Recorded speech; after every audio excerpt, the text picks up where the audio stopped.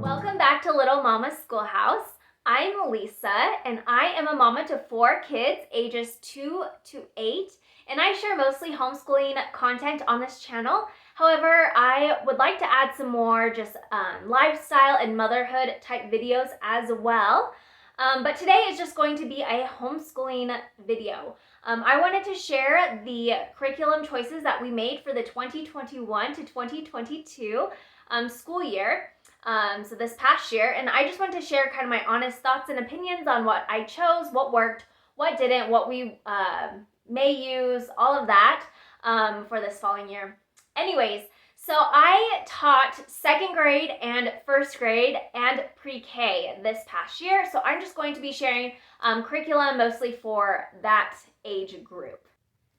Okay, so first off, language arts. So we used The Good and the Beautiful's language arts. You can see we started later in the year. If you saw any of my other videos, you'll see that we had to finish up last year's workbooks in the fall. So these we started much later in the year, but we have worked really hard, and my kiddos will have these finished by the end of May.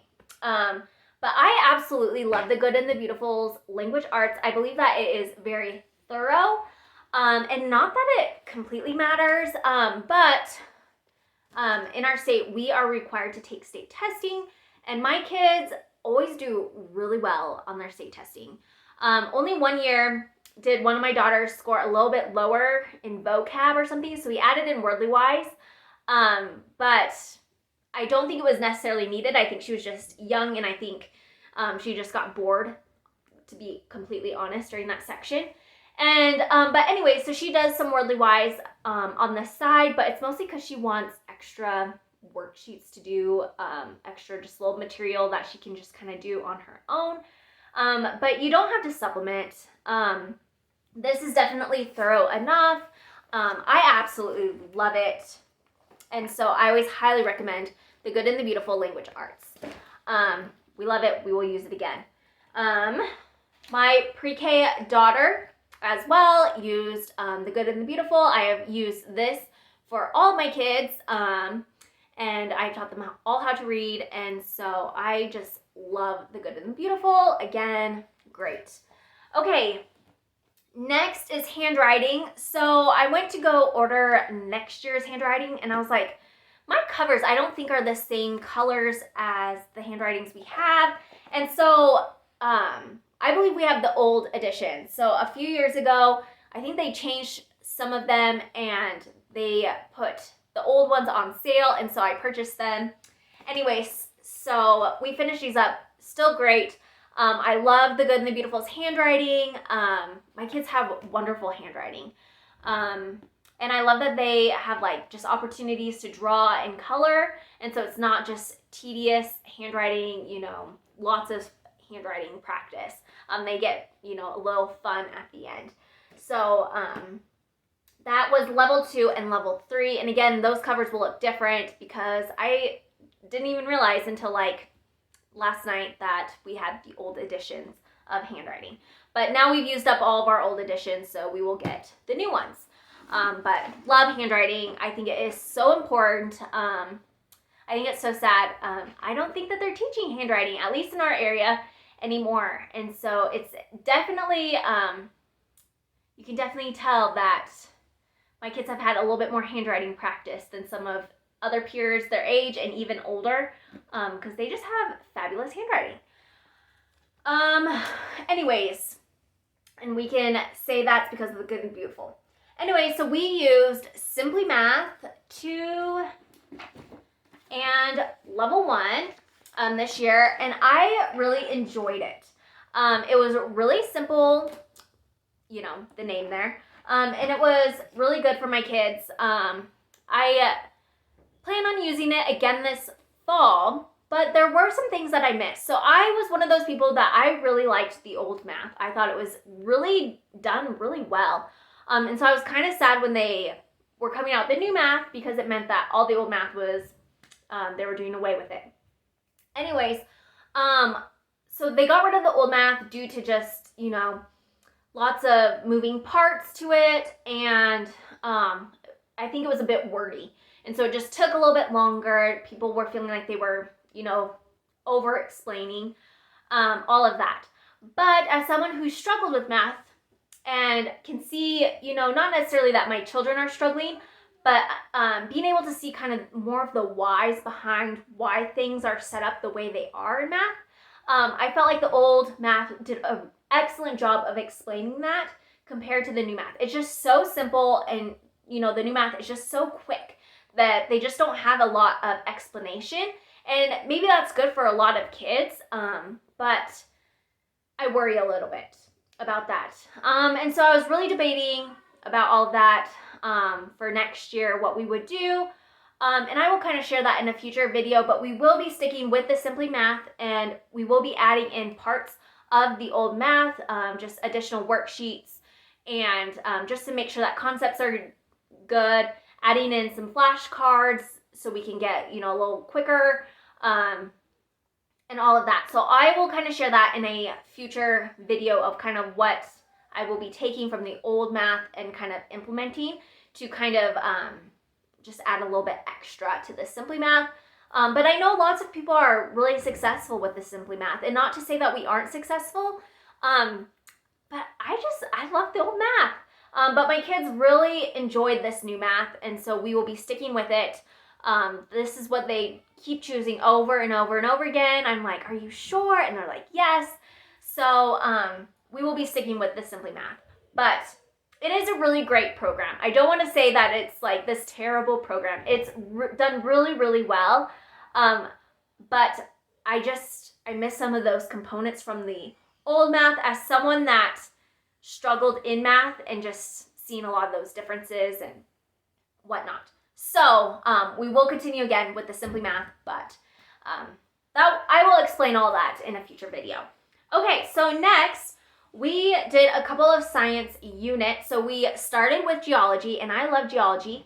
It was so full of information that it kind of taught me something that I plan on maybe implementing in the future. But I think it would have been wise if I would have kind of gone through it and almost kind of simplified some of the information, because there was just so much, and just taught maybe like half a chapter's worth of information. Like, let's get the most, top 3 most powerful facts, out of this chapter, and like have this be something that they learn and are taught. And the reason being, because we finished geology, we spent a lot of time going through all of the material. And then I think it was like the next week. So we finished like on a Thursday or something. And the next week, my daughter was asking me questions about rocks that we had literally just gone over. And I was like, did you not really learn anything? And I think there was just so much information. It was just hard for them to retain it all. And so that is something that I wish I would have done, is just simplified it a little bit for their age. And I think we would have had much better success with that. But that's just because geology, if you saw, it's a big book. There's a lot of information there. But overall, I loved it. I thought it was great. They really liked it. They liked all the rock and mineral kit. That was a big hit. They loved like the building a volcano. There's a lot of like little projects that we got to do, rock candy, all of those things, and they absolutely loved that. And so yeah, so it was a really good science unit. I highly recommend it. But if you have younger kids, I would say, they were 2nd and 1st grade. Maybe a 3rd grader would be fine even, but I think where I have just younger kids, if my 2nd grader was with older kids, I think maybe it would have been more successful, but where she's the oldest, if that makes sense. But yeah, it was great. Okay, move on, Lisa. Okay, so the next one is kingdoms and classifications. We are finishing this up. We only got through 2 science units because that geology one was a beast, and then we kind of got burnt out on some science. So we've just been going through this really slowly, and I really like this unit. I think it is so well done, and it's been really fun. We've had a lot of fun.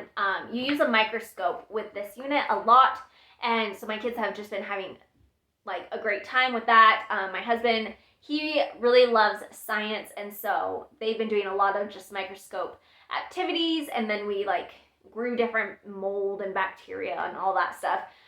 So they've been having a lot of fun. That is one thing that I love about the Good and the Beautiful Science, is that they incorporate a lot of additional like projects and resources, all those things. But then you can also like watch things. They have it, those same experiments and whatnot on their YouTube channel. It's like the Good and the Beautiful Science. And so like the building of the volcano, like we have watched that several times since building our own volcano, and they like to just watch all that and then just reminisce on building our own.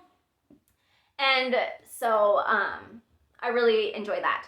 Okay, so we hit a couple of chapters in this maturation and sexual reproduction unit study. In all honesty, I kind of forgot about it. So we only did a couple of chapters, and that's about it. But for what was taught, it was very well received, and we've had really good conversations. So I think it's doing its job. Okay, and then we did, okay, so I shared this, I think, around my Christmas time videos, where I shared that geography book that we did and then the 50 states book. They were both really good, good introduction type books. And so we really liked those. We also did Tuttle Twins, which we loved. I just love the way that they teach those concepts. They're really they're really easy to understand. And then we did history. Okay, so this is really fun. So I didn't have the best experience, but in hindsight, looking back, we started, this is year 2 course book, and we started in, I think it's the 3rd unit, which is colonial America. And I thought it would be like, I don't know what I was thinking. It's definitely written for older, elementary age, middle school ages. And not in a bad way. It was kind of boring for my kids. But they did have fun with it. We did learn some things. But it's, okay, so like the lessons, like pilgrims, which is great. There's a couple parts to the pilgrims. But then we kind of got into where we were learning about some individuals that, like Henry Hudson and the Dutch colonies. And it was just kind of hard for them to kind of keep everything separate. So the Puritans, Thomas Hooker and Roger Williams. And so again, like, there's just so many individuals that we learned about, and even individuals that I don't really remember learning so much about. And so it was kind of hard to keep them all straight. And so I think that's why we didn't have the best time, because I was talking with one of my friends and she was like, oh, I love the history. Like, they really enjoyed it. And I was like, oh, well, we didn't have that great of an experience. But I think it's just where we started. I think if we would have even started, maybe we should have just started in Unit 4, where it's like the beginning of America and like all of that. But even there, I'm seeing like lots of individuals. So I don't know. Maybe I should have just picked some more like topics to just go over or something, but I didn't. We just did that. We just did Unit 3, and it was okay. Like, we learned some things. I love the, what is it called? Like, the Student Explorers. I love the Student Explorers. I thought that was, like, the best part. My kids really enjoyed that because I felt like they were actually, like, somewhat understanding the concepts, but when you would ask them, they really had no idea what we were talking about. Okay. And then they also did this, the U.S. Constitution Activity Book. I don't know what I was really expecting from it, but it's just like a coloring book. And I don't even remember how much it cost, but I don't know. It wasn't what I was hoping that there'd be a little bit more information that they could learn from, and that could be just a lack of me, you know, reading through sample pages and whatnot. But I mean, I guess if I had like my kids and like older kids and was teaching the older kids, then maybe this would be a good additional resource, because they would at least be like hearing some of those concepts, I guess. But for my kids, they just treat it like a coloring book, like an activity book, like crossword puzzles, filling in maps, mazes, all of that. So it's done. It was great. Would I do it again? Probably not. Okay, so there's that. Okay, and then we purchased these for art appreciation. This one is about Picasso. We honestly kind of forgot about them. We used them. We were so good about it at the beginning of the year, and then we just kind of forgot about it. My plan is to put these in our morning basket over the summer and in the fall, so that way we can learn more about some of these artists. But these books are fun. I should say that they are really fun. They do have like cartoons and all sorts of things, and my kids really like to read those, and they like to just see some of the art that the artist created and all of that. So I definitely enjoyed these books. We were just bad at using them, or I should say utilizing them. But I do have plans to be better about that this summer and this fall. Okay, so I purchased this for my daughter. Sorry, I have to flip over the like plasticky cover sheet, or else it gives a really bad glare from the window. But we use this for nature studies with my first grader. I just purchased this off Etsy, and it was fine. It got the job done. It was beautiful, and that's why I purchased it. But there was just a lot of like journaling pages, and I don't know what I was hoping for. So maybe that was my fault.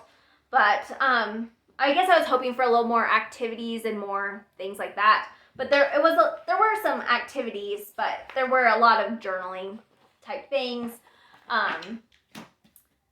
So I guess if it was for maybe someone who enjoyed writing or was a little bit older, they would really enjoy that. But for my first grader, it was just all right. But there were a couple of activities that were really fun that they enjoyed. Okay, and then for an elective, one of my daughters did a home design course, and I purchased this architectural drafting for beginners book. So I started out as an interior design major when I first went to college, and that first year we did a lot of tracing of plans. So you can see that, where we would just put our tracing paper down and use a ruler, and we would just kind of copy those. That's what we spent a lot of for one class, a lot of our time doing. Like around 100 for a semester or something crazy like that. Anyways, which was really good. But I think this, like, I'm definitely holding on to this book, and if they show any kind of interest in design as a future profession or whatever, then I will definitely pull this back out. But my daughter just really wasn't interested in it, so I didn't push it. But if you have a child that's maybe like 5th, 6th grade or up, I would definitely recommend doing this if they are interested in like home design or anything like that. And again, that's all it was just getting tracing paper, make a copy of this, and then just put it on a light table, and they just use a ruler and they just copy everything, including the numbers, everything. And then they can practice their lettering, all of that. So it was definitely a good book. I'm happy I purchased this book. But again, I think she was just a little too young for it, which is fine. Okay, and then last I will be sharing is the typing. So we used Typing One this year, and it is definitely very beautiful. And it teaches them what they need to know. I don't know if you've seen them flip through, and they kind of fill in some of the keys. It asks them to fill in the keys. And I think that's really beneficial. The only thing that I didn't care for was that you open a Word document, and so if they miss something, so like, let's see, so they have to type all of these. You know, they're not words, and then I would go through and I would check to make sure, but there just wasn't a way that, like, you know, like a program to catch them if they mess up and to, you know, make sure that they put in the correct letter. And so she would finish, I would go check it, and if I found mistakes, she would come back and it was just like a delete, put the right thing in. And I don't know. I really thrived off of the typing programs. So did my husband. My husband, he's very fast at typing, and he says a lot of it has to do with a good program. and whatnot. So we will not be doing typing probably again from The Good and the Beautiful. I have found some other typing programs that we plan to use, and I will share that when I share like all my curriculum picks for the next year. But again, the only reason is it just doesn't catch those mistakes, and it doesn't help them with speed. And that's something that is very important to me this day and age where everything is turning so heavy to technology. They need to be efficient in their computer skills. And so, will this teach them computer skills? Yes. But will it teach them how to do things quickly and correctly? I'm not sure. So we will be putting this away, at least for now. Who knows? Maybe in a couple of years, it'll just be better and we'll be better equipped for it, maybe a little bit older. But for now, we will be changing to actually an online program. So I will share about all of that later on. But that was typing. So those were our curriculum choices from this past year. So you can see that language arts was a hit. We still love handwriting. We will continue with the Simply Math. Just some of those elective things we may be changing for the future, but we love the science. We may simplify it a little bit more depending on how much information is given and how, I guess, receptive my children are to listening to said information. And then history, we will be probably doing something else just for this next year in hopes that, the following year, we should have a new history from The Good and the Beautiful, and I am so excited about that. We have really struggled with finding just a good fit for history. And so I will talk about all of that probably in my curriculum pick video. So thanks again for being here, and I hope that this was somewhat helpful, and we'll see you next time.